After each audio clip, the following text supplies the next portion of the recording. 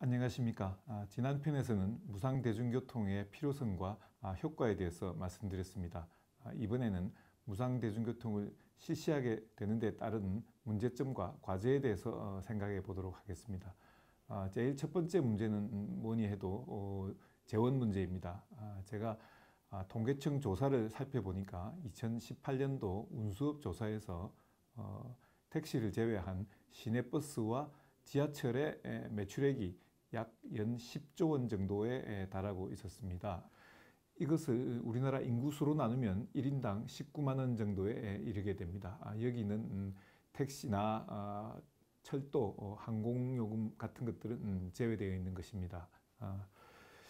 우리나라의 1인당 조세 부담액이 금년도 기획재정부가 발표한 예산안에 따르면 국세가 292조, 지방세가 96조 원입니다. 그래서 합해서 388조 원, 약 400조 원에 이릅니다. 이것을 1인당 인구로 보면은 1인당 약 750만 원을 세금으로 부담하는 것입니다. 여기는 의료보험이나 국민연금은 포함되어 있지 않은 금액입니다.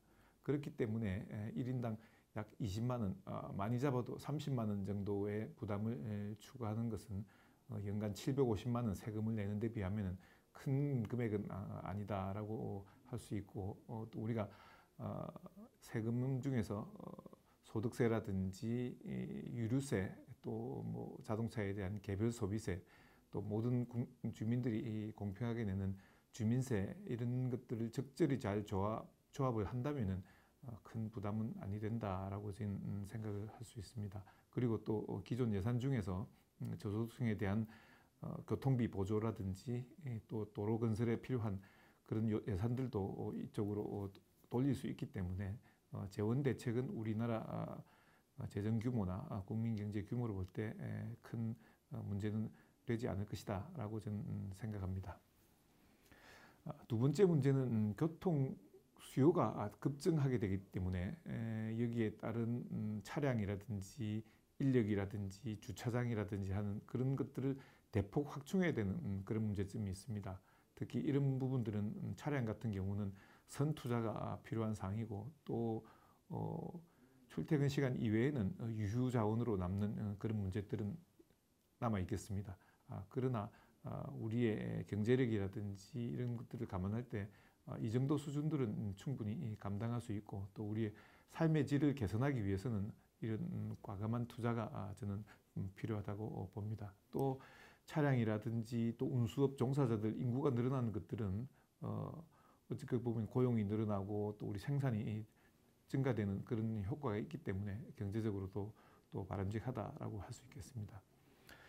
세 번째 문제는 택시 등 대체 교통 수단에 대한 영향입니다. 버스 요금이 공짜가 되면은 택시를 타는 사람이 아무래도 줄어들게 되고, 이렇게 되면 택시 업계에도 큰 영향을 미치게 됩니다.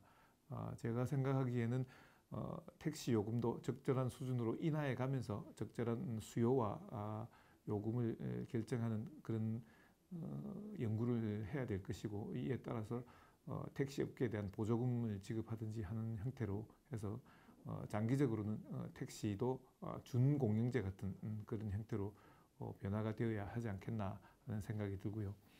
또 대중교통을 무상으로 하게 되면은 승용차 생산이라든지 유류 소비라든지 하는 것들이 줄어들기 때문에 또 관련 업계에서 또 큰 반발을 할 수도 있다고 생각이 듭니다. 그렇지만은 환경오염이라든지 교통체증이라든지 교통사고, 사망자, 부상자 수, 이런 것들에 대한 효과를 감안할 때는 이런 것들은 저희가 극복해 나가야 될 것이 아닌가 하고 그렇게 생각할 수 있습니다. 마지막으로는 무상대중교통이 이루어지면 과소비로 인해서 불필요한 혼잡이라든지 낭비가 생기지 않을까 하는 그런 걱정들도 하게 됩니다. 그렇지만 대중교통이라는 것들은 본인들이 직접적으로 몸을 사용해서 소비를 하는 것이고, 또 거기에 시간이 들어가는 것들이기 때문에 저희는 과소비라든지 낭비는 크게 일어나지 않을 것으로 저는 생각합니다. 우리나라의 박물관, 미술관, 국립공원 입장료가 지금 폐지되어 있고 무상급식이 실시되고 있습니다만, 이걸로 인해서 뭐 과소비가 된다든지 질이 저하된다든지 하는 문제는 나타나지 않고 있습니다. 우리나라 정부가 제공하는 서비스 중에는 세계적인 수준의 것들이 많이 있습니다. 예를 들어서 대법원에서 하는 전자 가족 관계부 발급이라든지 국세청에서 하는 연말 정산이라든지 주민센터에서 하는 그런 각종 전자정부 시스템들은 세계적인 수준이고, 또 우리나라 대중교통에서도 환승 시스템은 아주 수준이 아주 높은 실정이라고 할 수 있습니다. 이런 것처럼 우리가 무상 대중교통에 대해서도 국가가 책임을 지고 이걸 실시하게 되면은 각종 AI라든지 뭐 공유 자율주행차라든지 여러 기술들을 도입하게 되면은 세계적인 시스템을 만들어낼 수 있다고 저는 확신을 합니다. 이게 국민들이 매일매일 쓰는 그런 서비스이기 때문에 우리 소득 수준에 맞게 우리 눈높이에 맞는 서비스가 제공되도록 국민들이 감시하고 거기에 대해서 또 독려를 하게 되면은 저는 대중교통에 있어서는 우리나라가 세계적인 수준을 이룰 수 있다, 이렇게 생각을 합니다. 이런 문제들이 다소 뭐 엉뚱하게 들리기도 하겠습니다만은 이게 누군가가 이런 발상을 해서 계속 연구를 하다 보면은 머지않은 시간에 또 이런 기술적인 문제들이 해결이 또 될 것이기 때문에 제가 볼 때는 이루어지는 날이 오지 않을까, 이렇게 희망을 가지고 있습니다. 따뜻한 봄이 오기 전에 씨를 뿌리는 것처럼 이런 생각들을 서로 나누고 호응하다 보면은 언젠가 그리고 조만간에 이루어지지 않을까, 저는 그렇게 기대하고 있습니다. 오늘은 이것으로 마치겠습니다. 감사합니다.